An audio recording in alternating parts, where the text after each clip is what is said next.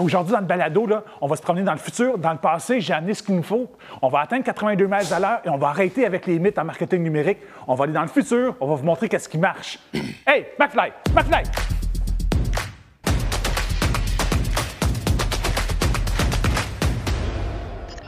Hey! Bonjour tout le monde. Désolé du contretemps.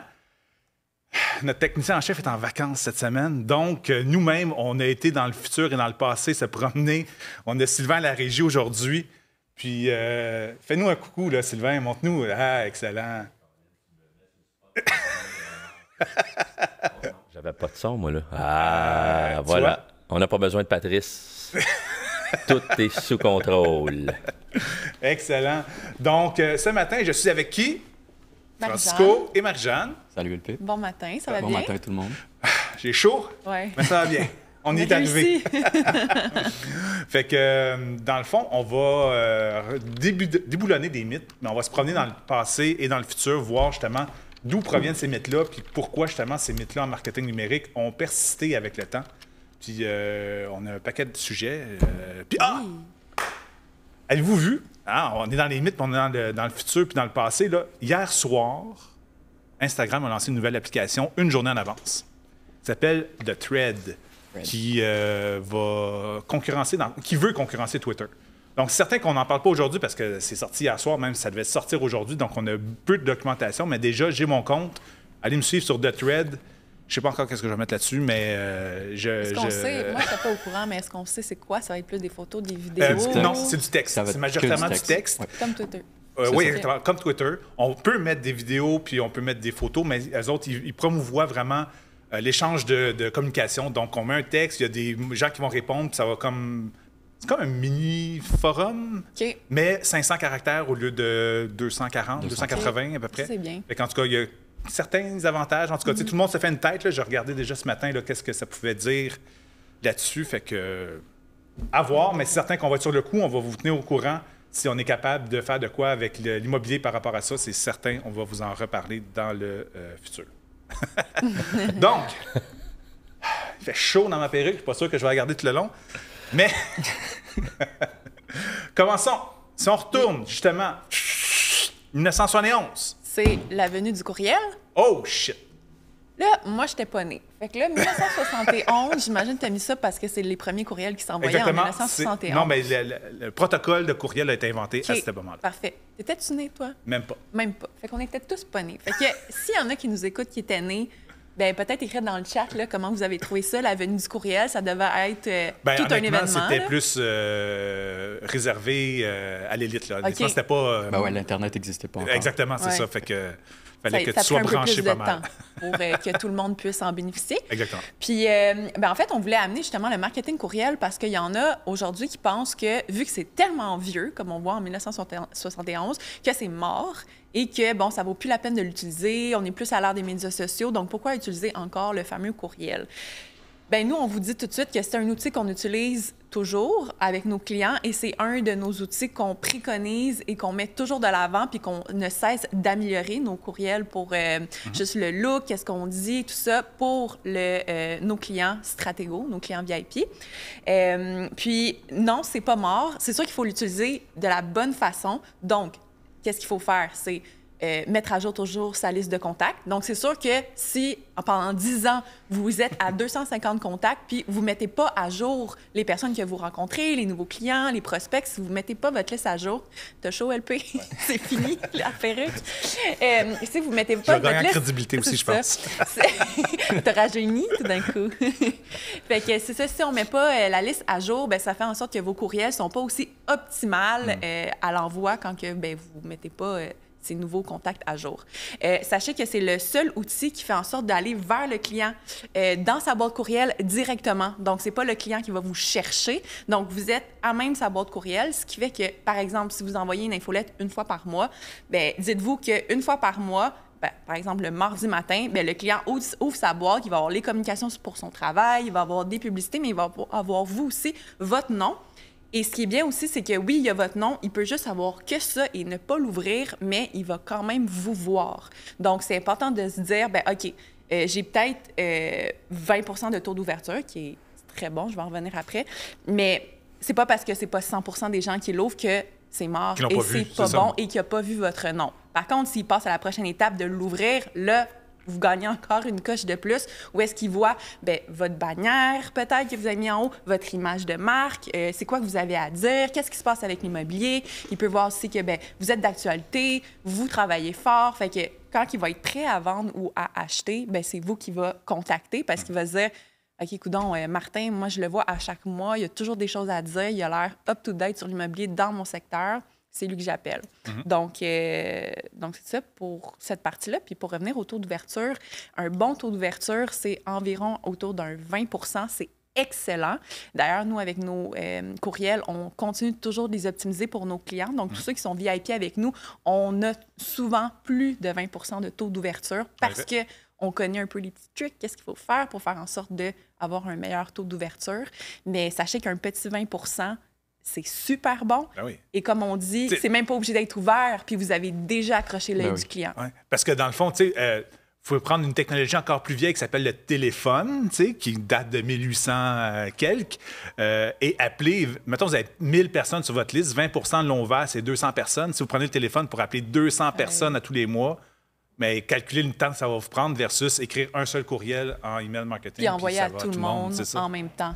Donc, c'est pour ça que c'est super important de mettre à jour sa liste parce que imaginez si à chaque fois que vous faites une campagne, par exemple, de génération de leads ou est-ce que vous rencontrez des gens, par exemple, en visite libre, vous avez donné la carte, mais vous avez pris son courriel, si à chaque fois que vous faites des actions dans votre vie de courtier immobilier ou de professionnel en général et que vous allez porter cette personne-là dans votre liste, là, c'est ça. Là, on vient d'optimiser la visibilité puis on augmente la chance finalement que la personne vous contacte par la suite. Puis à quelle fréquence est-ce qu'il faut envoyer des courriels? Bien, évidemment, c'est sûr qu'on ne veut pas non plus tanner le client. Ouais. Si vous êtes à une fois par jour, un moment donné, la personne va se désabonner parce que c'est un peu too much. Ou encore pire, on peut tomber dans le spam. Oui. Oui, exactement. Puis se faire bloquer. Donc là, c'est à voir aussi, est-ce que vous avez des choses intéressantes à dire? Nous, avec les VIP, on a une infolette par mois. Ça fonctionne super bien. Dites-vous que c'est 12 points de contact supplémentaires dans l'année pour vos clients et prospects. Mais c'est sûr que si peut-être vous avez une super belle maison à mettre de l'avant, il y aurait peut-être un courriel de plus ce mois-là à envoyer. Juste vous assurer que vous avez des choses à dire pour capter l'attention du client puis que c'est pas juste un pourriel ou est-ce que, je vais juste t'envoyer quelque chose comme ça? J'ai une couple de questions. On va déboulonner des mythes particuliers avec le email marketing. Si mon infolette, c'est juste une grosse image, qu'est-ce qui arrive? Ça se peut que tu sois spammé par les boîtes de courriel. Donc, c'est mieux à ce moment-là de décortiquer l'image. Donc, si vous avez un poster, par exemple, d'une promotion, vous pourriez l'utiliser peut-être dans le courriel, mais assurez-vous d'ajouter aussi le texte en bas, des liens. Donc, juste de vraiment peaufiner votre courriel, pas juste de mettre une image parce que les boîtes courriel vont penser que c'est... C'est ça, les service providers, comme on dit, vont prendre ça comme du spam, tout simplement. Même chose, si vous mettez des attachements dans votre email marketing, des PDF ou des images là, qui sont grosses, ça aussi, ça va se faire bloquer. Puis, tu sais, on ne peut pas faire du email marketing avec son Outlook, là. Parce que, justement, on ne peut pas envoyer à 1000 personnes d'une shot. Donc, il faut vraiment avoir des outils. On parle ici, dans ce cas-là, de MailChimp, de Camelot, dans notre cas, CyberImpact, Constant Contact, whatever, dans le fond, l'outil que vous utilisez. Donc, c'est vraiment deux choses différentes entre envoyer des courriels et envoyer du email marketing. Donc, ces outils-là sont spécialisés, en effet, pour avoir des envois de masse et surtout avoir des statistiques après ça. Oui, qui a cliqué, qui est désabonné. Donc, on a plein de choses. C'est tellement pas cher. Si vous pensez à... OK, vous avez une liste contact de 1000 personnes et vous envoyez 1000 cartons publicitaires dans la rue, là, boîte aux lettres, là, vous allez payer un prix X pour les cartons publicitaires. Donc, tout est plus habitué avec ces prix-là. Au moins 85 cents quasiment. L'impression avec timbre et tout, là, ça va vous coûter pas loin d'entre 50 et 85 cents, dépendamment de la quantité. Puis vous devez aller le porter. Fait que soit vous payez une compagnie pour le faire ou vous prenez votre temps pour le faire. Versus des outils de marketing courriel qui, souvent, ça fonctionne avec le nombre de contacts que vous avez, mais c'est vraiment peu cher. C'est 20 à 30 piastres dans le cas de 1000 contacts à peu près. Fait que, par mois, fait que c'est vraiment pas cher. Exactement. Donc, un super vieil outil qui est encore d'actualité. Exactement. Optimisez-le. Excellent. Si on va au mythe numéro 2, on monte en 1989. Qu'est-ce qui s'est passé? Ah, ça, je suis tanné, par exemple. Ah, OK. Qu'est-ce qui s'est passé? Tu t'en souviens-tu? L'avènement de Internet comme tel, c'est là que les premières universités ont été interconnectées ensemble et que les premiers sites Internet ont été développés. Imaginez que, en effet, au départ, c'était assez basic. C'était quasiment juste une page avec du texte, quelques hyperliens qui nous amenaient, en effet, à des textes différents. Mais on est très loin de ça. C'est certain, et maintenant, il y a de l'animation. On a même passé par l'époque Flash. Hein? Sylvain, tu connais l'époque Flash, toi? Je connais l'époque Flash. On est content qu'elle soit passée, finalement. Oui, c'est ça. Mais il y a certains avantages, en tout cas, des choses qu'on pouvait faire qu'on fait moins maintenant, mais toujours est-il qu'en effet, les sites Internet ont beaucoup évolué depuis 1989. Même dans les derniers 5 ans, on a des sites qui, doivent être mobiles maintenant. Donc, Google, et c'est super important maintenant que votre site Internet soit mobile. D'où l'importance de faire affaire avec des professionnels parce que c'est pas tous les graphistes ou les concepteurs de sites web qui ont le réflexe ou l'habilité de rendre votre site mobile. Maintenant, là, depuis, je ne me trompe pas, c'est 3 ans, Google, dans l'algorithme dans le SEO, là, dans l'optimisation des engins de recherche, vous oblige à avoir un site qui est mobile-friendly, sinon il va vous déclasser, carrément. Donc, c'est vraiment important, quand on a notre conception de site web, de demander tout de suite est-ce que le site va être mobile-friendly, parce que, honnêtement, les statistiques disent qu'à peu près 80 des gens consultent Internet via un cellulaire. Donc, c'est vraiment important que votre site soit intéressant adapté. Aussi sur mobile, adapté exactement. Donc, puis pourquoi on veut un site Internet encore aujourd'hui? C'est que normalement, en marketing numérique, c'est la pierre angulaire de vos communications. Parce que tous les canaux qu'on va avoir autour, qu'on va mettre dans votre écosystème, vont vouloir ramener tout ça à votre site Internet pour être en mesure, en effet, d'installer des pixels de conversion, des pixels de suivi, refaire du remarketing. Donc, juste vos communications à vous, au moins, vous n'êtes pas en compétition contre d'autres courtiers comme quand vous êtes sur Centris ou sur le site de vos bannières. Donc, beaucoup, beaucoup d'avantages et vous êtes maître d'œuvre au niveau du look, mais du message que vous décidez d'avoir aussi dessus. Donc, si vous avez des promotions, mais on sait, il faut faire attention. Les garanties, c'est illégal, malheureusement. J'ai un point de vue là-dessus. On pourra en reparler en privé si vous voulez. Mais toujours est-il, si vous donnez des boîtes gratuites parce que à vos vendeurs ou vos acheteurs ou si vous avez d'autres promotions, mais en effet, c'est à peu près le seul endroit où c'est facile de le mettre et que justement, il n'y a pas de bruit, il n'y a pas de commentaires, il n'y a pas de pouce en bas ou de bonhomme fâché ou de monsieur, madame qui décide de dire que vous n'êtes pas écologique parce que vos boîtes ne sont pas recyclées, whatever. Mais vous mettez vos boîtes que vous donnez sur votre site Internet, il n'y aura pas de problème, il n'y aura pas de mauvais commentaires ou de mauvaises ondes autour de vos trucs. Surtout, c'est que ça donne une bonne image. C'est quand, mettons, vous allez en rendez-vous pour avoir un nouveau client, acheteur ou vendeur, bien, de pouvoir montrer votre site. Hey, votre maison va être sur mon site. Si votre site est bien fait et a un beau look, ça peut aussi attirer l'œil du client de dire OK, il est professionnel. Voici, il y a une bannière vidéo, c'est super beau, c'est super. Tu vois que la personne mise beaucoup justement sur le look, les médias sociaux, en tout cas, tout ça peut être connecté. Versus si, après ça, il y a un rendez-vous avec un deuxième courtier, puis finalement, lui, n'a pas ce beau site web-là et a juste, mettons, l'affiche sur la bannière, mettons, Remax, et où est-ce que c'est juste une page avec pas grand-chose. Donc, l'effet wow est vraiment plus sur votre base si vous avez le site web. Puis ceux qui ont des sites web, en effet, on peut faire plein de choses de nouveau, des campagnes publicitaires, du marketing en ligne. Honnêtement, ça devrait être votre centre, puis tout, après ça, se rattache ou part de là, dans le fond, dépendamment comment on construit tout ça. Là. Mais honnêtement, un site Internet, oui, c'est une vieille technologie. À 89, ça n'a pas d'allure. Mais ça a évolué. Mais ça évolue, exactement. Ça continue d'évoluer. Puis aussi, chez Détroit, on continue à regarder les dernières choses qui se passent au niveau des sites web pour toujours être à jour puis vous offrir justement la nouvelle affaire. Le NEC plus Ultra. Ouais. Un autre saut dans le temps, Francisco? Oui. 95, 99... Ben, d'un, moi, je suis né en 95. Oh! Fait que très important. Fait que c'est ça, dans le fond, qu'on annonçait. C'est ça. C'est ça. Puis, moi, je graduais de mon secondaire en 95. Oh, wow! Puis en 98, ben, Google est né. Puis c'est là que les premières techniques SEO ont commencé. Puis là, une des techniques qui était le plus utilisée, c'était comment cacher le plus d'un mot-clé possible dans un site web pour pouvoir se classer dans la première page, dans n'importe quoi. Genre du texte en noir sur un fond noir. C'est ça, ou du texte blanc sur du blanc, tu sais. Ça marchait à ce moment-là. Puis ça marchait, mais c'était trompeur. Ouais. Puis là, en 2006, ce qui est arrivé, c'est que Google, ils ont fait une mise à jour après qu'ils ont pogné BMW à faire ça. Oh, shit, OK. Ouais. Ils les ont donné une petite tape sur les mains. Pour 2 semaines, ils n'étaient pas classés sur Google. Fait que là, à partir de là, t'as plus le droit de faire ça. OK. C'est trompeur. Ça donne pas une bonne expérience client non plus. Puis, ça finit par affecter Google aussi. Oui, c'est ça.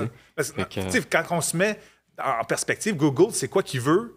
C'est que quand quelqu'un fait une recherche, lui donner les meilleures réponses possibles. C'est ça. Donc, en effet, quand tu commences à truquer le système, c'est là qu'il va sortir le fouet. BMW, ce qu'ils faisaient, c'est qu'ils utilisaient les mots-clés louer voiture usée. OK. Puis là, ça les redirigeait à la page de les voitures neuves. OK. En effet, c'est pas... Fait à la place, c'est pas la réponse, dans le fond, de ce que la personne voulait. Fait qu'à la place de faire ça, ce qu'on peut faire, c'est utiliser des synonymes pour les mots-clés, puis les mettre dans ton contenu. OK. Juste assure-toi que ton contenu il soit naturel, qui flue de façon naturelle, puis qui réponde à la question de l'usager. OK. Puis là, tu vas te classer comme un pareil. Fait que pour un courtier, qu'est-ce que tu recommanderais, dans le fond, là, de faire pour son site Internet, pour l'aider au niveau du SEO?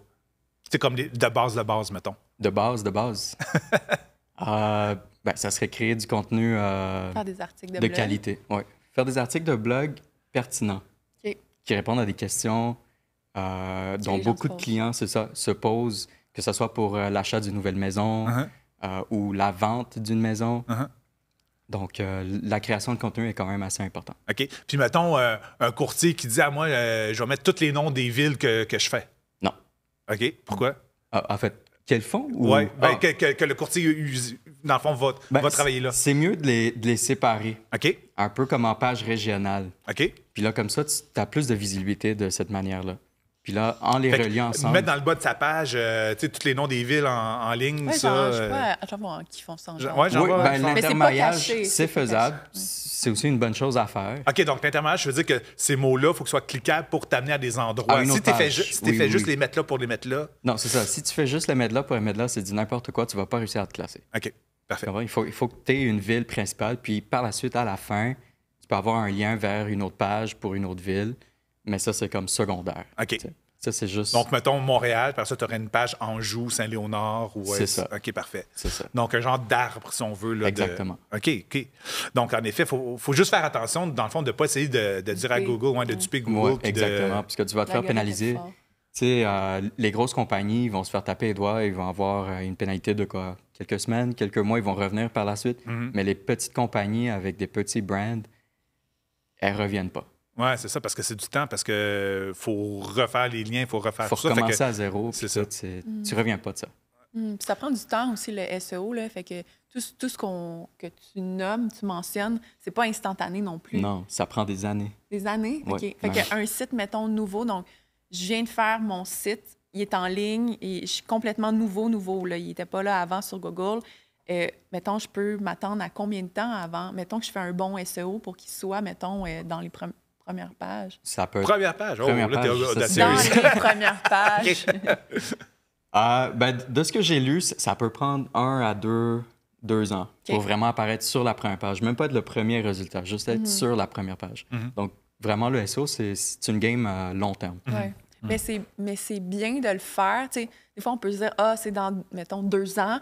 Ah ouais, non, ça vaut pas la peine. Mais dans 2 ans, si vous commencez aujourd'hui, vous allez être content de l'avoir fait. Puis c'est que ça reste dans le temps. Hein. Fait que si vous le faites aujourd'hui, puis vous ajoutez un peu plus de contenu, un peu plus d'optimisation et tout, au final, votre site va juste avancer dans les résultats de recherche, mais vous ne perdez pas ce que vous avez fait. Fait que si tout le travail a été fait, puis vous continuez juste un peu à rester à jour, un article de blog par-ci, par-là, une fois par mois, votre site va continuer à augmenter, mais vous n'avez pas perdu tout ce que vous avez fait, tout l'argent que vous avez mis, tout le temps que vous avez mis. Fait que c'est juste bénéfique pour votre site final, à long terme.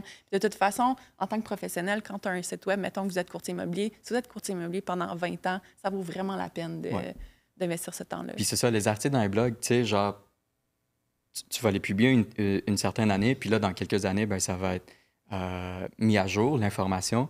Fait que tu sais, tu n'as pas besoin de effacer l'article original. Tu peux le recréer, puis ensuite juste dire à Google, tu sais, avec une balise canonique, dire « Hey, ça, c'est la bonne page pour ce sujet-là. Okay. Tu sais, prends pas mon vieux, ancien, mais tu perds pas, justement, la notoriété que tu as construit avec ce premier article. OK. Donc, en effet, activez vos blogs, ceux qui ont des sites Internet, ça peut être intéressant, mais surtout, construisez des pages aussi pour avoir du contenu statique. Parce qu'honnêtement, c'est ça, quand on parle d'immobilier, là, les fameuses pages de propriété apparaissent et disparaissent tout le temps. Donc, en effet, Google a un petit peu de misère à suivre le rythme. Des fois, en effet, une maison qui est là pendant plusieurs mois, mais éventuellement, elle va être référencée par Google. Mais si c'est des maisons qui partent et qui viennent là, rapidement, mais ils les indexent.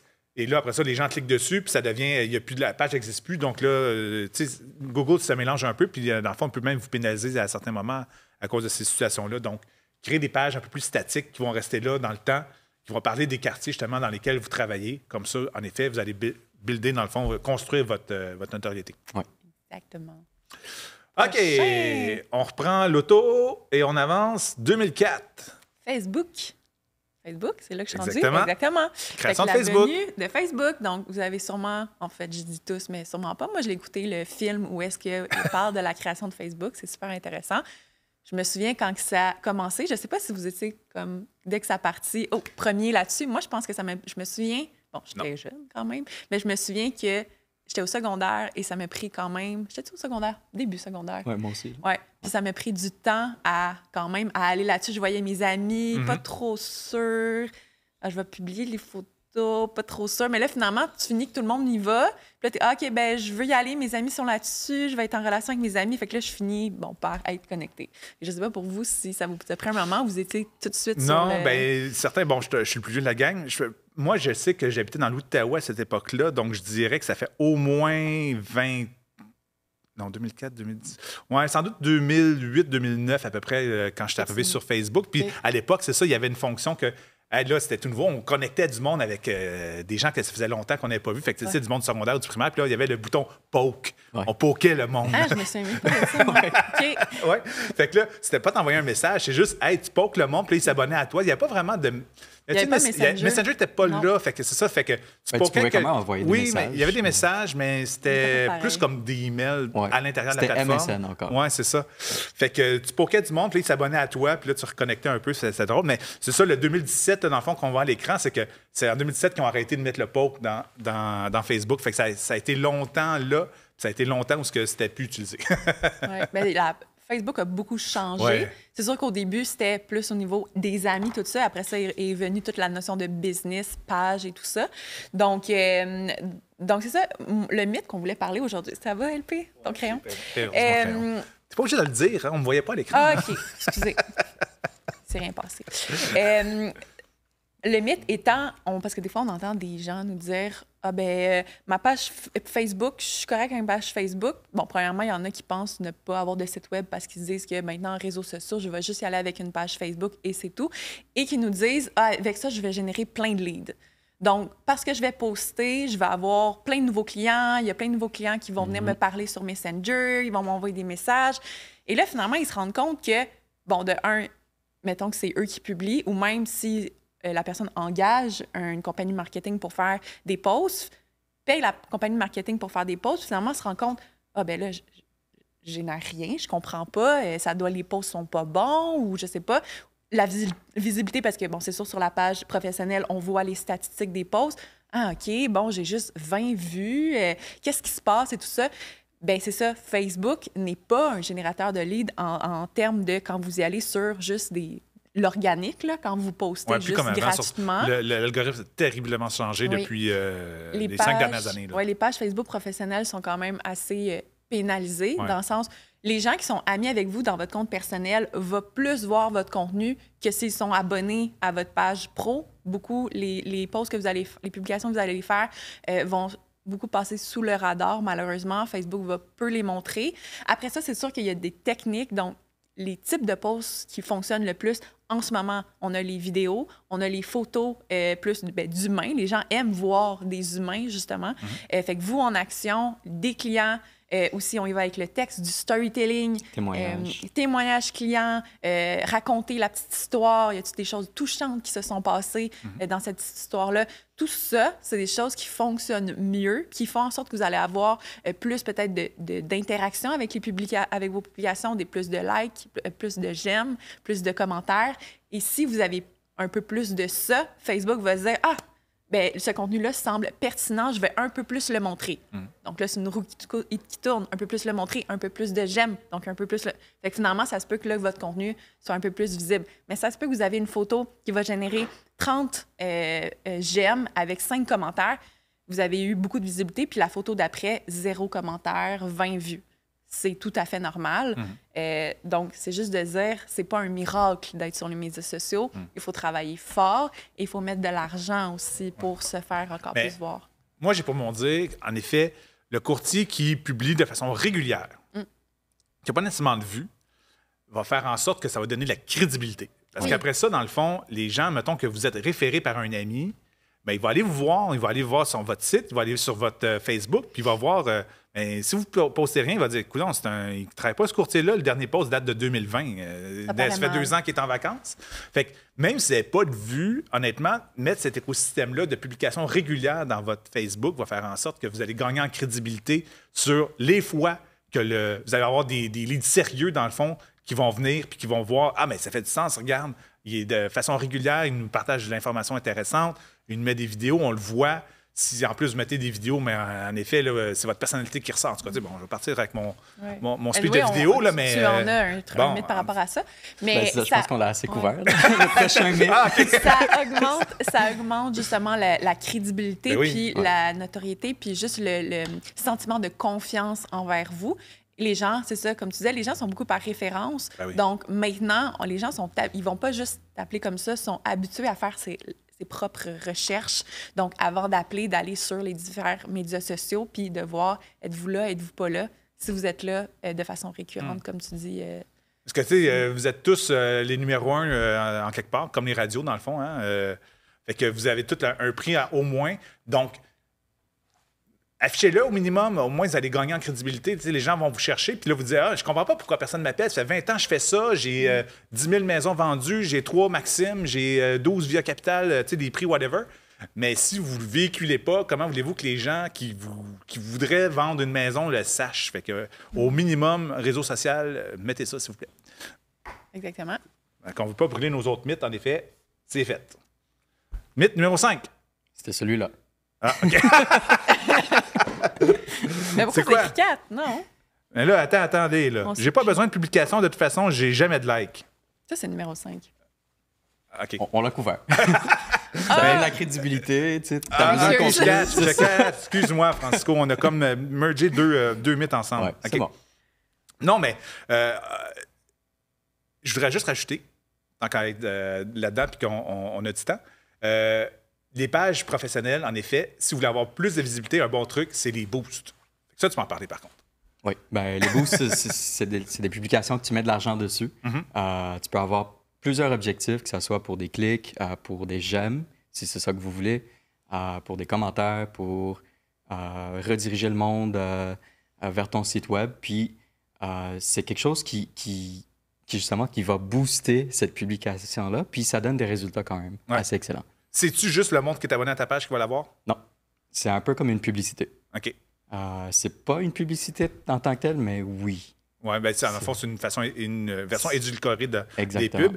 Mais en effet, c'est que vous dépassez votre cercle d'influence. Donc, surtout les courtiers qui veulent grossir leur nombre d'abonnés, leur nombre de followers, ça peut être une belle façon là, de faire des boosts de façon régulière. Ouais. Comme ça coûte pas cher. C'est ça, on parle de combien, là? 15 $ pour quelques jours. Oui, c'est ça. Puis tu as des résultats. C'est ça. Donc, c'est un peu pour ça que les pages entreprises chez Facebook ont été pénalisées au niveau de l'algorithme. C'est qu'ils savent que vous êtes une entreprise, donc normalement, vous avez des moyens. Donc, vous êtes capable de mettre de l'argent sur les publications pour les faire voir de façon plus importante, là, dans le fond, qu'un post personnel. Oui, parce que puis ce qui peut être bien, c'est que, par exemple, comme tu as dit, c'est juste vos abonnés de façon... Les publications naturelles, là, pas de publicité, c'est juste vos abonnés qui les voient.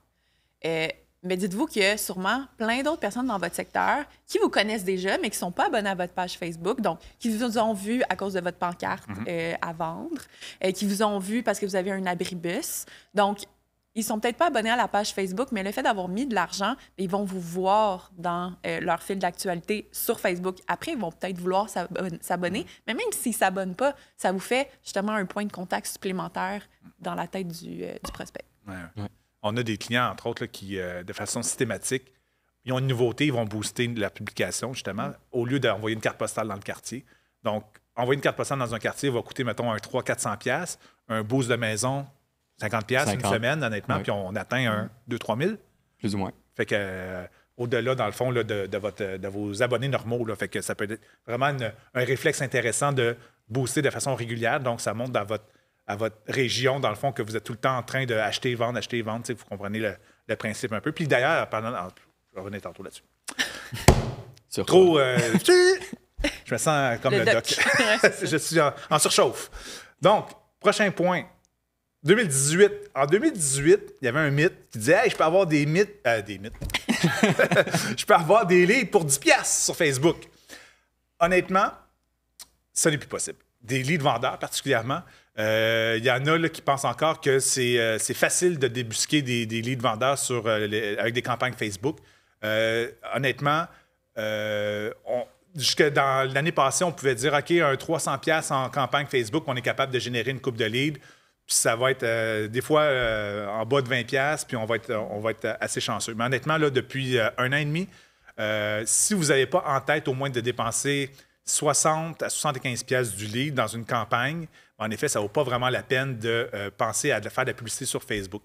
Plus ça va, plus c'est dispendieux parce qu'il y a de plus en plus d'annonceurs qui se mettent en compétition. Puis pas juste des annonceurs, d'autres courtiers, c'est juste que même la petite entreprise du coin ou le dépanneur c'est certain qu'il y a eu un débat là, dans les derniers jours avec justement est-ce qu'on fait de la pub sur Meta ou non. Il y a beaucoup de gouvernements et de grosses entreprises qui se rétractent parce qu'ils veulent faire pencher là, Meta au niveau là, de la présentation des articles dans les médias sociaux.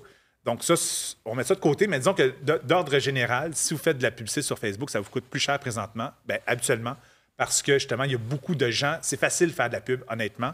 Il y a beaucoup de gens qui la lancent. OK, ils ne sont pas nécessairement tous optimisés, ne sont pas nécessairement tous intéressantes ou justement, ils touchent leur cible. Mais quand vous connaissez les différents points à travailler, en effet, ça peut être intéressant comme campagne, mais c'est juste que c'est un mythe de penser que c'est peu dispendieux dans le genre de 10$ du lead. Il faut plus commencer à regarder à investir un minimum de 500 à 1000$ dans le fond dans une campagne Facebook. Sinon, on va avoir des résultats.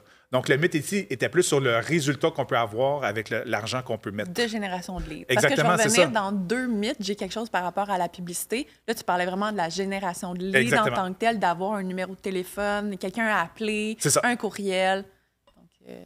Donc, juste pas faire attention, mais tu sais, regardez de toute façon les compagnies qui vous abordent, là, ils vont vous vendre le lead à 100-250$ du lead. On n'est pas encore tout à fait là dans la génération pure. Eux autres, dans le fond, ces compagnies-là, sans doute, qui vous préqualifient le lead. Donc, ils vont générer 10, ils vont les appeler, puis 3, dans le fond, vont être référés à vous. Ça, c'est autre chose. Nous, en effet, on n'offre pas ça. Mais au niveau des campagnes de publicité, ça fonctionne encore.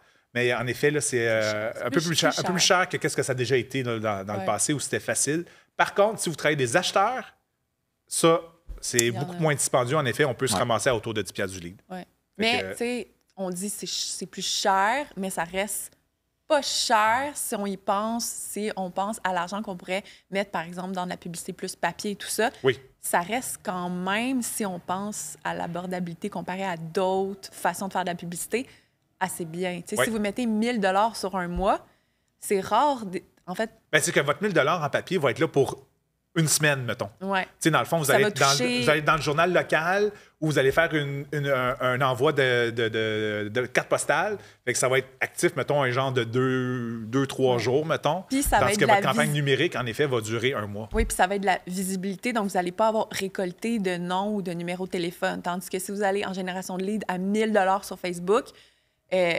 1000$ par mois sur Facebook en tant que courtier immobilier, mettons, si on vise votre secteur, vous allez avoir des noms, numéros de téléphone. Et encore, c'est jamais garanti. Là. À chaque fois qu'on fait une campagne de génération de leads, on ne dit jamais, c'est sûr que vous allez avoir un nom qui va tout de suite acheter ou vendre. Par contre, vous allez avoir un contact à appeler, à peut-être faire un suivi et après à les mettre dans votre liste de contacts pour envoi d'infolettes pour qu'ils continuent à vous voir. Donc, c'est ça. Ouais. Exactement. Donc, si on fait un petit saut de puce pour aller 2 ans plus tard, 2020, le fameux mythe, je peux me sauver de faire de la vidéo. Non. Je suis d'accord avec toi. T'as besoin de vidéo. Pourquoi? T'as plus de visibilité, t'engages mieux le monde, Le monde, il t'écoute. Ils connaissent plus. C'est ça, c'est plus fun. Ça attire plus de monde. Puis... L'algorithme préfère ça. Facebook, oui. Facebook, il préfère les vidéos. OK, là, on parle de Facebook, mais où d'autres qu'on peut mettre la vidéo? YouTube. YouTube. Spotify maintenant. Oui, en effet. En effet, si vous faites de façon régulière des vidéos, dans le fond, on peut le mettre sur Spotify, ça peut devenir un podcast. C'est ça. Vous pouvez le mettre sur votre site Internet, vous pouvez le mettre dans vos infolettes. Donc, partout où vous le mettez, la vidéo va faire en sorte qu'on va vendre votre personnalité et non juste votre service. Puis, honnêtement, surtout dans le domaine immobilier, vous êtes 15 000 courtiers au Québec. Il faut mettre de l'avant votre personnalité parce que de moins en moins de différenciation entre un courtier et un autre, sinon, surtout encore, on voit avec le dernier coup de coup de règle sur les doigts là, de ceux qui annonçaient des garanties. Vous n'avez plus le droit d'annoncer des garanties non plus. Donc, il faut que vous différenciez et je pense que la personnalité va être le seul différenciateur entre deux courtiers de plus en plus. Là. Exact. C'est comme le courtier, comme tu disais, que ça fait, mettons, 20 ans qu'il fait ça, puis il se dit « Ah, moi, j'ai toujours bien vendu, j'ai pas besoin de faire ça, d'aller vers la vidéo. » Ou des gens qui sont peut-être gênés « Ah, ouais, non, c'est pas pour moi. » Mais tu sais, il y a tellement de façons de faire de la vidéo aussi. Oui, vous pouvez vous présenter, comme on dit, c'est la meilleure chose à faire parce que vous montrez la personnalité, les gens ils savent déjà à quoi s'attendre, comment vous parlez, vos idées, etc. Mais vous pourriez quand même faire de la vidéo où vous n'êtes même pas de l'avant. Donc, juste la vidéo de la propriété où peut-être qu'on entend juste votre voix décrire la propriété ou pas juste la vidéo en tant que telle de la propriété avec une musique. Vidéo, peut-être témoignage de vos clients. Donc, il y a plein de façons... peut-être out of the box de penser la vidéo pour ne pas vous mettre de l'avant, mais au moins vous allez... l'algorithme va aimer votre vidéo puis vous allez être plus visible au niveau de cette vidéo-là. Donc, plein de façons de faire de la vidéo. En plus, c'est vraiment de plus en plus démocratique. Honnêtement, avec un cellulaire, les caméras sont tellement de très bonne qualité maintenant. Il faut juste faire attention des fois au son. Là, les micros n'ont peut-être pas suivi autant la montée de l'amélioration de l'image. Mais oui, c'est certain, nous, on est super chanceux, on a un studio, puis même, vous pouvez le louer si vous voulez pour faire du matériel plus professionnel. Mais honnêtement, filmez, mettez-le en ligne, foutez-vous un peu du contenant, en autant que votre contenu est intéressant, pertinent pour les gens qui cherchent, mais vous allez gagner, puis vous allez pouvoir augmenter, dans le fond, votre trustabilité. Dans le fond, les gens, vous ne serez pas juste une photo où ce que vous devez mettre à jour aux 5 ans. En effet, vous allez voir, là, dans le fond, les gens vont vous contacter puis vont plus faire, j'appelle 3 ou 4 courtiers, puis justement, je regarde voir c'est laquelle avec qui j'ai le plus d'affinité. Les vidéos vont déjà faire ça pour vous. Donc, les gens qui vont vous appeler vont dire « Hey, moi, je vais faire affaire avec toi parce que j'aime comment tu parles, j'aime comment tu te présentes, j'aime tes idées, j'aime ton marketing en ligne, et ainsi de suite. » Donc, ils vont être capables là, de prendre une décision avant même de vous appeler. Fait que ça, c'est super gagnant. Ce qui est le fun, en plus, plus le temps avance, les vidéos deviennent de plus en plus courtes. L'attention des gens de plus en plus courte, ce qui fait en sorte que vous n'avez pas besoin de vous dire « Ah ouais, ça va être long de filmer ma vidéo parce que là, il faut que je fasse un texte de 20 minutes. Qu'est-ce que je vais te dire pendant 20 minutes? » Non, 1 minute. Vous pourriez dire juste un conseil rapide pour vendeur, un conseil rapide pour acheteur. La liste des choses que vous deviez amener au notaire. Ça peut être aussi rapide qu'1 minute. Et c'est ça que les algorithmes ou les gens aussi préfèrent parce que, c'est l'attention des gens est de plus en plus diminuée, malheureusement. Et différente selon les plateformes aussi. Je dois admettre, en fait, 1 minute, je pense que c'est correct sur toutes. Oui. Il y en a juste une plateforme à 30 secondes, mais sinon, toutes les autres acceptent d'1 minute sans problème. Ouais, exactement. Donc, mais vous pourriez aussi jongler avec du court et du long. Donc, sur YouTube ou Facebook, vous pourriez aller avec plus du long et de temps en temps avoir des vidéos plus courtes à 1 minute. Donc, tu sais, sans dans le fond, touter dans notre propre horn, comme on dit en anglais. Ça veut dire ça en français? En français, souffler dans sa propre trompette. Regardez ce qu'on fait. Dans le fond, on a nos Reels qui sont courts, qui sont sur les réseaux sociaux. Après ça, on a notre contenu long, qui est justement le webinaire d'aujourd'hui, qui est 1 fois par mois. Donc, on mixe en effet du court, du long. Et pour avoir justement du très long, même, on a du 5 jours, 1 fois par année, où le monde s'inscrit. Donc, les différentes grandeurs de vidéos vont trouver leur public. Il ne faut pas se dire « Ah, je ne ferai pas de long parce que personne ne va écouter ça. » Non, faites-en, mais peut-être juste moins fréquemment. Et vous le mettez en effet sur des plateformes qui vont rester là plus longtemps, comme YouTube et votre site Internet. Mettez pas du long sur Facebook. En effet, lui, il va se perdre. Puis personne ne va l'écouter. Sur Facebook, mettez du court. Donc, toutes les longueurs de vidéos, j'ai pour dire, va trouver son public. C'est juste de le mettre aux bons endroits pour avoir le bon rayonnement. Vous êtes d'accord avec ça? Hein? Oui. D'accord. Mythe numéro 8, on revient quasiment maintenant, 2023. Ma campagne numérique n'a rien généré. Oui, j'entends ça souvent. Là, je reviens, on a parlé avec toi là, de la publicité génération de leads.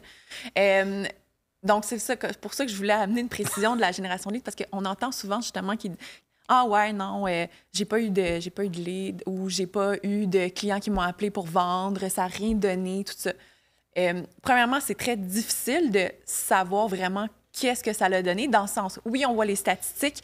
Ce qu'il faut savoir, c'est ce qui est garanti sur Facebook, c'est la visibilité. Ça, c'est sûr que vous allez en avoir avec l'argent dépensé. Donc, vous n'allez pas dépenser dans le vide.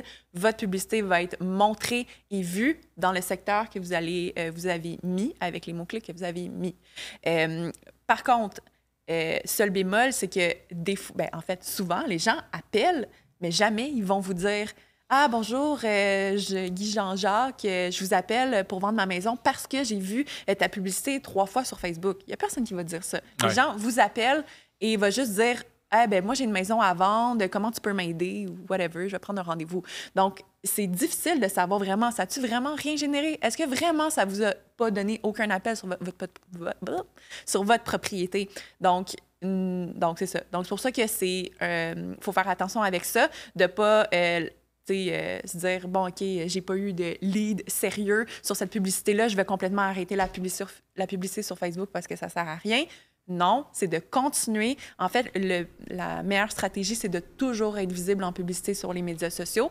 Comme on a dit, ça peut être un boost par semaine de 50 $ ou tu as dit même 15 $, ça peut générer une certaine visibilité. Ça, c'est toujours garanti, la visibilité. Et c'est ça qu'on veut, tu sais. Faut pas se mentir, là. Les maisons, c'est pas un achat qu'on fait instantanément. On n'est pas non plus, c'est pas une compagnie d'objets. Ouais, on dit toujours les chaussures. J'essaie de penser à autre chose. Là. On n'est pas voyons, c'est quoi? Pourquoi j'ai juste des chaussures dans ma tête aujourd'hui?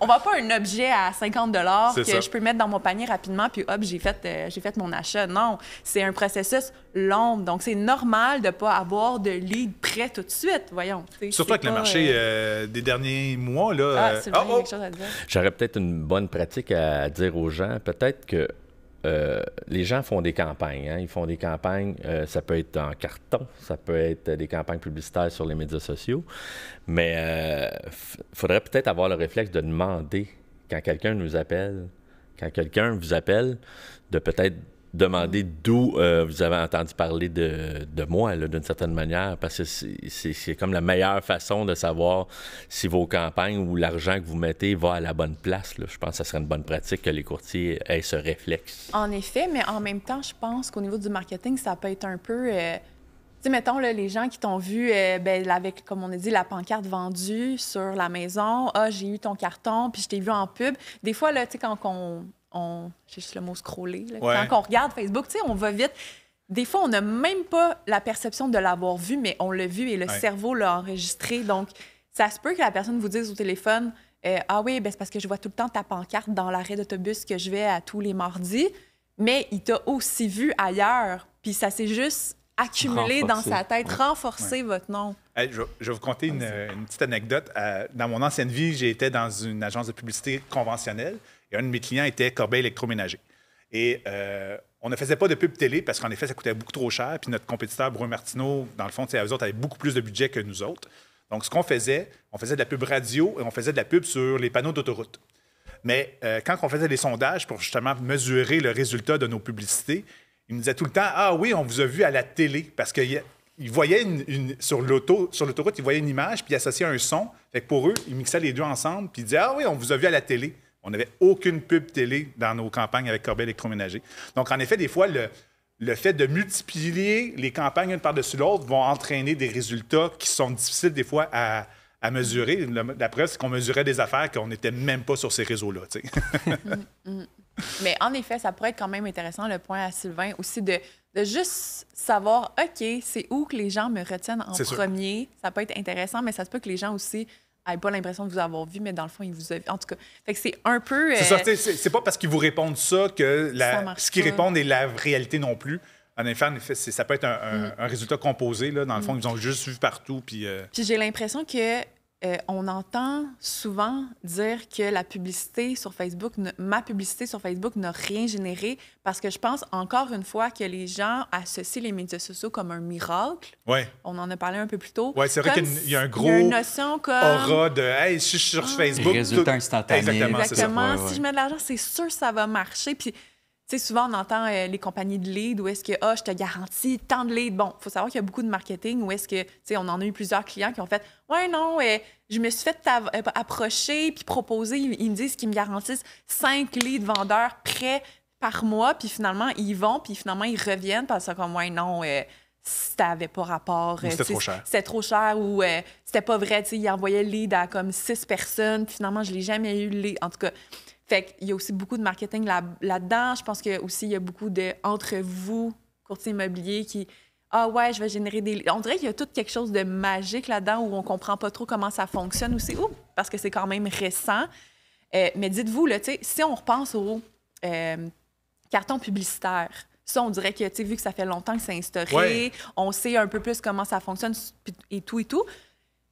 Comment vous faites pour mesurer finalement votre impact de carton publicitaire? T'sais, est-ce que vous arrêtez d'en faire parce que vous n'avez pas eu d'appel? Souvent, les cartons publicitaires, c'est comme Facebook, c'est de la visibilité, c'est exactement la même chose. Puis c'est quand même rare que vous allez avoir un appel directement de la personne qui dit « Ah oui, j'ai reçu ton carton. » Ça peut arriver, là. Mais encore pire, les pubs dans le journal, dans le fond, il y en a qui prennent des contrats d'1 an. Mais après ça, ils savent plus ou moins l'impact. L'impact, exactement. Mais aussi. Ça... En tout cas, on a des trucs, on a un webinaire, on a même une semaine là-dessus. Fait que on en parlera une autre fois. Mais en effet, c'est plein de mythes à déboulonner. La façon de les utiliser, ces différents médias-là. Fait que, mais c'est certain qu'en effet, c'est pas parce qu'on fait une pub sur des numériques. On a quelqu'un qui va nous appeler. Ça va s'empiler sur les autres affaires que vous faites, qui va faire en sorte qu'en effet, que le mandat que vous allez avoir va dire « Ah oui, c'est une référence ». Oui, mais cette référence-là a cherché, s'est fait atteindre, puis a été confirmée dans l'idée de vous appeler parce qu'il vous a aussi vu ailleurs. Ouais. C'est pas purement souvent une référence, c'est l'accumulation de tout ça qui va faire... Ce que je veux ajouter aussi, des fois, j'entends des courtiers, ou je me souviens d'un courtier, d'un client qu'on avait qui nous avait dit, puis lui, il faisait de la publicité plus en continu, puis « Ah ouais, non, je trouve que, bon, ça régénère encore une fois. J'ai pas eu de nouveaux clients.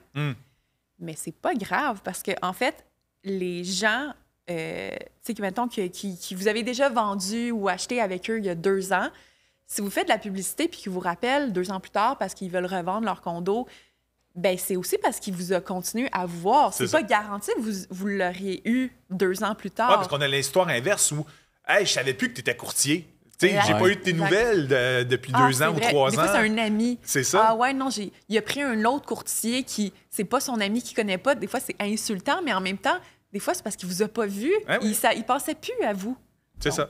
Donc, faut pas dénigrer, dans le fond. C'est pas parce que vous n'avez pas un hard lead. Puis c'est pas parce que vous avez un lead qui est prêt tout de suite. Hein. Il y a beaucoup trop de courtiers qui attendent les coups de circuit, comme on dit, qui veulent les leads qui sont prêts à vendre la semaine prochaine. Honnêtement, il faut que vous ayez des stratégies de nurturing, dans le fond, de traiter ces gens-là, dans le fond, pour que les avoir, exactement, maturation, les faire maturer pour que quand ils vont être prêts dans 3 mois ou dans 1 an, bien, ils continuent à penser à vous, là, parce que sinon, vous dépensez de l'argent sur des leads-là, mais qui ne vous rapportent rien. Si vous n'avez pas de stratégie de maturation, mais en effet, c'est de l'argent que vous gaspillez. Puis dans le fond, un autre courtier va prendre l'opportunité puis va partir avec ce lead-là. Là. Donc, à ne pas dénigrer. Alors, on est en 2023. Allons vers le futur. 2025.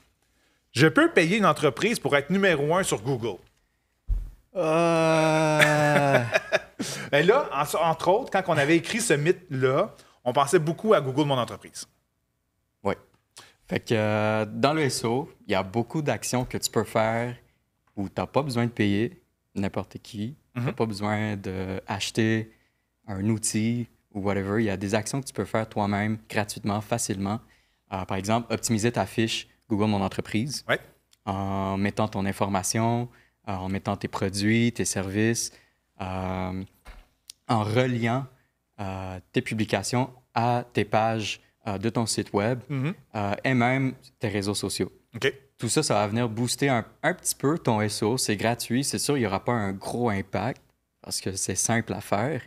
Les choses qui sont plus compliqués, ben, il va avoir un plus gros impact. Mais ça aide quand même. Tu sais, tu peux aussi aller mettre des liens référents dans des blogs, dans des répertoires, dans les réseaux sociaux. Puis ça aussi, ça vient renforcer. Puis tout ça, c'est gratuit. Donc, tu n'as pas besoin d'aller payer une compagnie pour être numéro 1 sur Google. Puis, tu sais, il faut faire attention avec ça parce que il y a beaucoup de promesses. C'est une promesse vide. Des fois, ça ne va pas marcher. Tu sais, ça dépend de la concurrence. Comment ils peuvent faire en sorte de... Les mises à jour de l'algorithme, puis tout. Tu sais, aucune compagnie peut te promettre ça. OK. Puis, dans le fond, là, on parle aussi de Google Mon Entreprise, qui est un outil gratuit. En effet, il y a des compagnies qui vont vous charger pour créer cette page-là ou cette fiche-là. Mais sachez que s'il y a une mensualité en plus d'attacher à ça, vous pouvez peut-être avoir, parce que c'est un outil gratuit, donc il n'y a pas vraiment d'entretien à faire, outre que les avis. Mais la seule raison pourquoi tu engagerais quelqu'un pour le faire, probablement, c'est je manque de connaissances et je n'ai pas envie de m'instruire sur le sujet, donc je vais préférer payer une compagnie pour le faire, et ou je manque de temps, donc je sais que c'est important, fait que je vais engager une compagnie pour le faire. Mais sinon, comme vous dites, si vous avez le temps de le faire puis que vous savez quoi faire, c'est gratuit. Vous pouvez le faire. La compagnie va juste faire en sorte que elle va être mieux outillée, elle connaît toutes les choses à faire et ça vous... Non, mais c'est à cause que moi, ce qui me perturbe, il y a deux entreprises, je ne veux pas les nommer, mais il y a deux entreprises sur le marché qui vous êtes.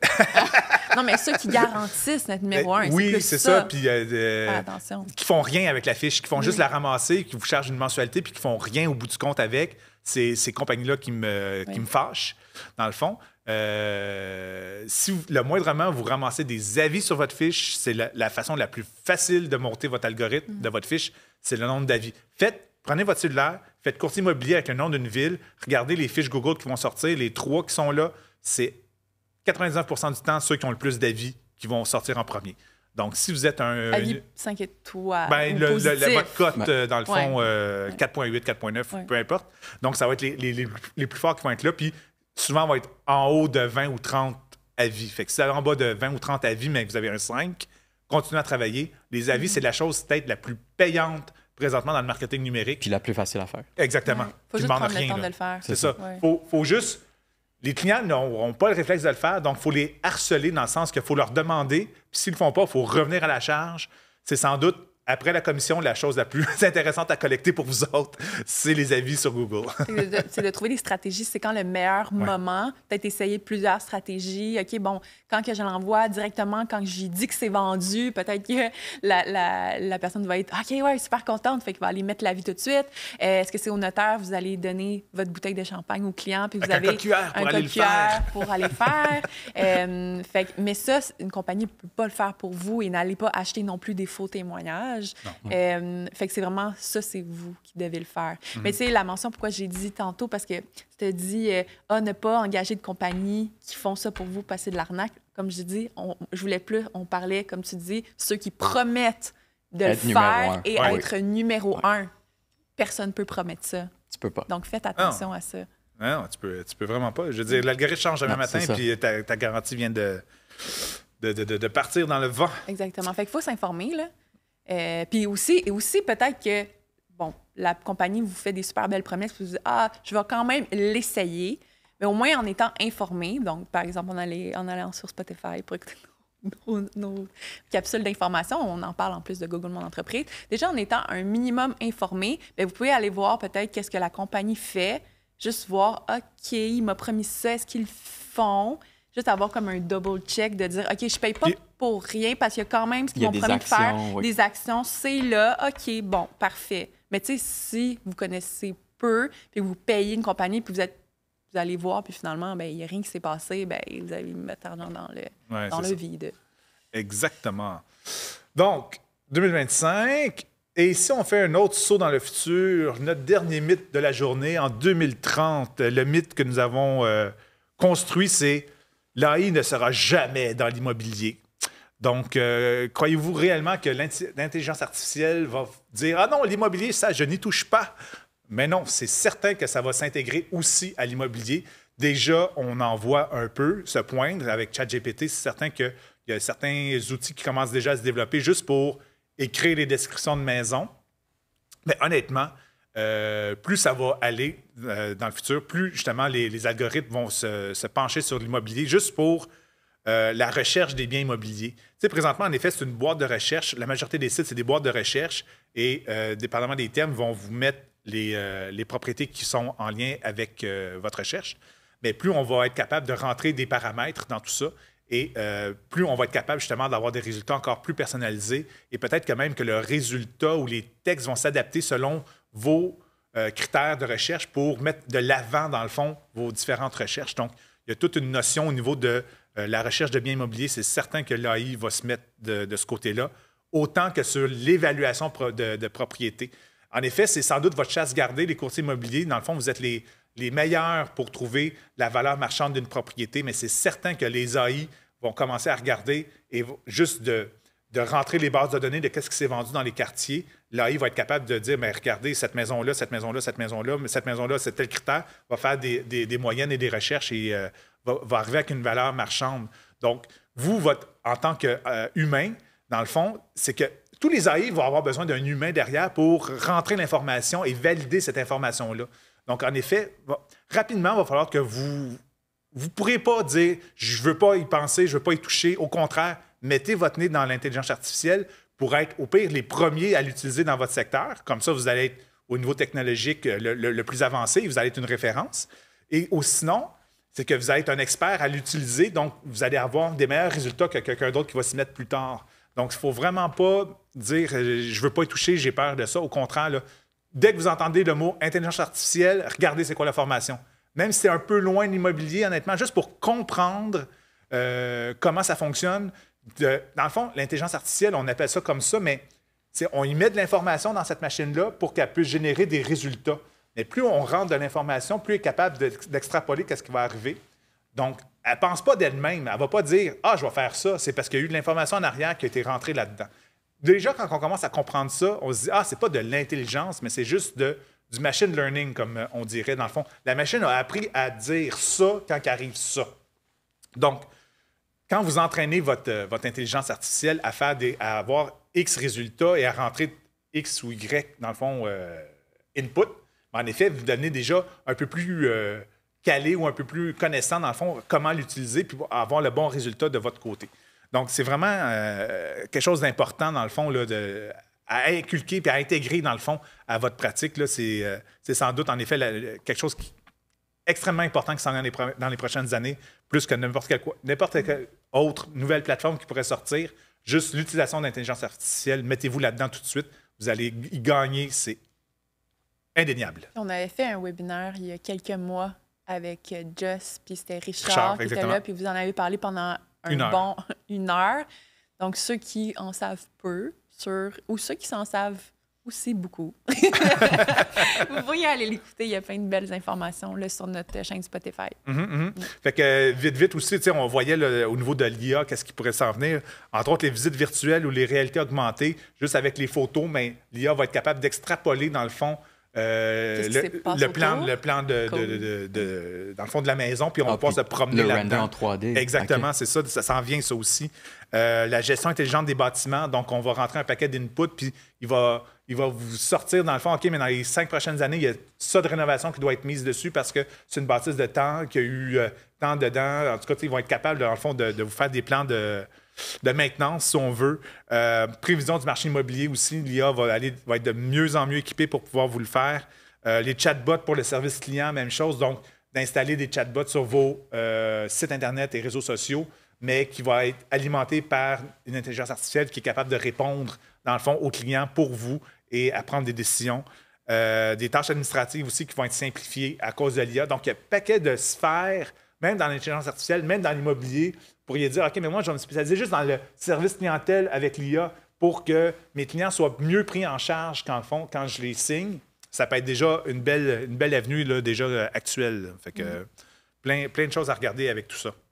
Déjà, à la base, vous pouvez y aller pour faire vos textes descriptifs. Oui. Déjà, vous pourriez l'essayer de cette façon-là. Oui, parce que déjà, vous allez avoir du vocabulaire nouveau qu'il n'a jamais été ou moins utilisé. Parce que magnifique propriété ensoleillée, là, on l'a vu combien de fois. Ben, l'intelligence artificielle va vous trouver des synonymes, va vous trouver des tournures de phrases peut-être différentes qui vont faire comme « Hey, c'est rafraîchissant comme intro. » C'est simple. Allez-y, vous êtes juste dans ChatGPT, puis vous écrivez juste écrivez-moi un texte. Je sais que vous avez aussi des nombres maximum de mots. Donc, pour la saisie à la source. On peut le dire. Oui, écrivez-moi un texte de 650 mots pour mettre de l'avant une propriété qui a, mettons, vous mettez 3 chambres, 2 salles de bain, un garage double, lumineux. Puis vous mettez juste des mots-clés. Puis il va vous faire un super texte avec des mots, comme tu dis, jamais utilisés. Même vous allez faire « wow! » Vous allez être super Puis au pire, la tweaker. Dans le fond, peut-être que ce ne sera pas parfait du premier coup, mais on peut la tweaker. Là. Moi, pour l'avoir essayé, je sais que des fois... il faut prendre le temps de bien lire parce qu'à quelques reprises, il m'a comme extrapolé des affaires qui n'existaient pas. Genre, un beau plancher en chêne. Non, il n'est pas en chêne, mon plancher. Fait que tu enlèves le mot chêne. Ben, tu mets le vrai, au pire, en parqueterie. Ouais, c'est ça, exactement. Mais en général, c'est assez bien du premier coup, je dirais. Puis après ça, parce que c'est ça, vous avez 2 endroits. Il y en a un à 650 mots, puis après ça, vous avez l'addenda où est-ce que vous pouvez mettre beaucoup de choses. Puis ça, des fois, l'addenda, c'est long à écrire. Ou est-ce que, bon, vous rentrez dans la propriété, à gauche, vous avez tu sais, il y a vraiment une description de la propriété, surtout quand vous avez une propriété plus haut de gamme, où est-ce que ça vaut vraiment la peine de prendre ce temps-là. Bien, avec ChatGPT, il peut, oui, vous faire un texte à 650 mots, mais si vous fournissez un peu plus de caractéristiques, il va pouvoir vous en faire un à 1000 mots, si vous voulez.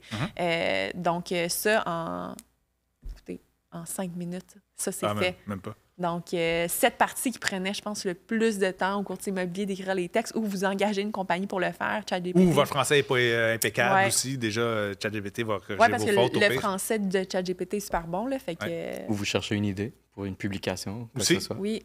Il te suggère des affaires. Oui, on pourrait partir sur ChatGPT, mais en effet, allez écouter le webinaire. On a 1 heure là-dessus sur toutes les façons qu'on peut l'utiliser. Puis là, ça, c'est un IA, c'est ChatGPT, mais il va y en avoir d'autres qui vont sortir. C'est certain, comme on vous dit. Tu sais, dans le fond, ce qu'on a raconté, là, ce que je vous dis là, ici, là, c'était pas des affaires que j'ai inventées. C'est parce qu'il y a des compagnies présentement qui travaillent là-dessus, puis on en entend parler déjà. Là, fait que... Puis juste rajouter, vite, on parlait du bon français, mais il peut vous traduire en anglais. Donc, vous avez tout votre texte, il va vous écrire, OK, tu écris juste, écris-moi ce texte traduit en anglais, puis hop, il repart, puis il vous le traduit en anglais. Bingo, c'est fait. Bingo. OK.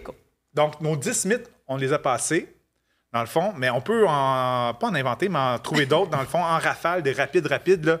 Le marketing numérique garantit des résultats immédiats. Non. Parfait. Plus que j'ai... le plus vite? OK. Non, mais c'est pas... Non, mais c'est un mythe. Non, en effet, c'est pas immédiat. À moins que vous mettez de l'argent, c'est jamais immédiat. Dans le fond, vous allez faire quelque chose, vous allez builder, vous allez ajouter une 2e pierre et une 3e pierre. C'est là que vous allez construire votre forteresse numérique, mais c'est en effet pas immédiat. Il faut du temps et de la rigueur. Et à l'inverse, quand vous changez trop souvent, mais vous allez être pénalisé. Là, j'ai le cas avec, en effet, j'ai un cas avec un courtier qui a changé de bannière 2 fois à l'intérieur d'un mois. En effet, elle a perdu la moitié de ses comptes parce que ça a levé des red flags partout parce que justement, c'était comme étrange que le compte change de propriétaire ou change de nom 2 fois trop rapproché. Donc, on est dans des dédales mythologiques présentement. Plus j'ai de followers sur les réseaux sociaux, mieux c'est. Faux! Pourquoi? Attends, là, faut que je pense. J'ai dit faux tout de suite. Non, mais... en fait, premièrement... c'est pas la quantité, c'est la qualité. Exactement. Donc, c'est pour ça qu'on dit qualité. C'est pour ça qu'on dit toujours ne pas acheter des abonnés. Parce que, bon, ce qu'on veut, c'est que les gens... en fait, vous allez être optimisé par les algorithmes par l'interaction. Donc, si vous avez des abonnés qui vous sont vraiment abonnés, puis qui vous suivent vraiment, puis qui vous aiment vraiment, puis qui sont là, qui s'engagent, bien, vous allez avoir plus de visibilité de cette façon-là qu'il y a des fantômes. C'est ça. Il faut être présent sur toutes les plateformes de médias sociaux. Faux. Pourquoi? Parce qu'il y a des plateformes que tu n'as pas besoin d'être là parce que tes clients ne sont pas là. Ah, exactement. Donc, regardez c'est qui votre clientèle. Si vous êtes un jeune courtier qui veut atteindre les jeunes, peut-être Instagram va être meilleur. Si vous êtes un courtier plus âgé comme moi, vintage, peut-être que Facebook va être mieux parce que votre clientèle 45-65 ans est sur Facebook et pas nécessairement sur Instagram. Puis on va voir qui va être sur Thread. On ne sait pas encore. Les publicités en ligne sont toujours intrusives et inefficaces. Faux, mais là, on en a parlé. Là. Tout à fait. Les référencements payants est plus efficace que le référencement naturel. Faux. Faux. Pourquoi? C'est complémentaire. Exactement. Puis la journée que vous arrêtez votre référencement payant, mais vous n'avez plus. Donc, il faut faire les deux. C'est la meilleure des choses. Le marketing email est mort. On a parlé, c'était notre premier point. Le marketing d'influence est réservé aux grandes marques. Faux. Tout à fait. Donc, il y a plusieurs micro-influenceurs qui sont disponibles, donc, puis qui coûtent beaucoup moins cher que les gros, de toute façon.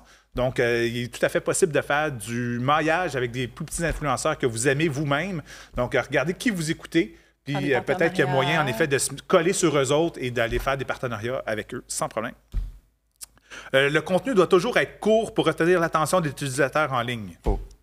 Ben, oui, là. Court pour attirer Toujours. plus... Ah, toujours? Non. On a dit il doit être pertinent et de bonne qualité. Oui, puis on a dit que ça va rejoindre différents types de personnes, fait que de faire du court et du long.